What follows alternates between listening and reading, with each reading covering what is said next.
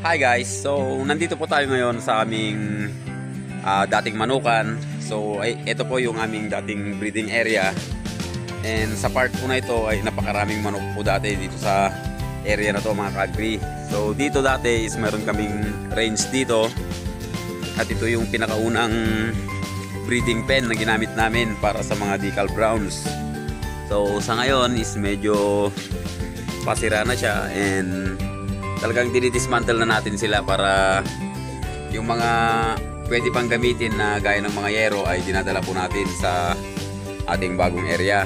So ang ginamit din natin nung una ay yung mga chicken wire, kaya lang ang problema pagka yung naluma na siya mabilis siyang kalawangin at nasisira agad. And ito rin po yung aming dating breeding area. So unti-unti na po siyang nababaklas and meron pa tayong mga kulungan ng manok dito. Ayan, meron tayong dalawang kulungan pa ng manok. So balak din natin itong dalhin sa ating bagong area. So ito is yung para sa layer namin dati to. Bali naka-slanting po siya ng konti at yung itlog po dati ay gumugulong na lang, kaya lang ni-renovate natin nung nag-decal browns na po tayo. And ito, pwede pang gamitin mga ka-agri itong isang pen. At binabalak natin dito na ilipat muna yung ating mga panabong dahil nga sa i-reposition natin yung natin doon, yung breeding pen dinala. So ayan, pwede pang gamitin yan mga ka-agri. Baka mamaya isibababa na natin yung ating mga alagang panabong. And dito is nagtanim din kami ng mga Madre de Agua. So ayan, mayroon din po dito ko po kinukuha yung mga cuttings. So marami dati ditong Madre de Agua mga ka-agri, pati dito sa likod. So yan, mga Madre de Agua po yan. Mayroon pa doon, kaya lang kinuha ko yung cuttings at saka yung dahon mga ka-agri. Dati dito natin nilagay yung ating range ng ating mga native na manok. So hanggang dito dati mga ka-agri, napakaraming manok dati dito.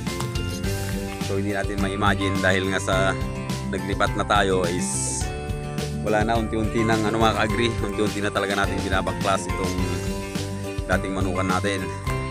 So kung titignan nyo yung mga Madre de Agua natin, bali napakalago ng kanilang mga dahon. So bihira na lang natin silang makuhanan mga ka-agri. Pero pag kukuha tayo ng cuttings mga ka-agri, tatanggalin ko na naman yung mga dahon niyan. So ayan. And dito sa part na to mga ka-agri, ito rin yung ating azola pan. Dilinis ko nung nakaraan para maglalagay ulit tayo ng azola dahil napakalaking bagay po ng azola mga ka-agri sa ating pag-aalaga. So kahit mga native na baboys, pinapakain natin sila ng azola, kaya iano pa rin po natin dito mga ka-agri. Itutuloy din natin yung ating mga azola. So ito mga ligaw na sili, so napapakinabangan natin.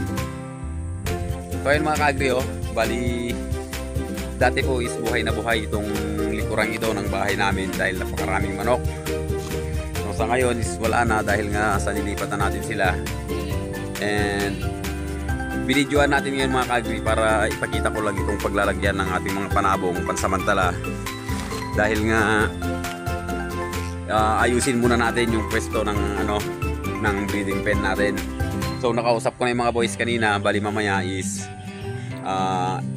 i-pwesto na namin and ayun, tignan natin mamaya, pupuntahan natin.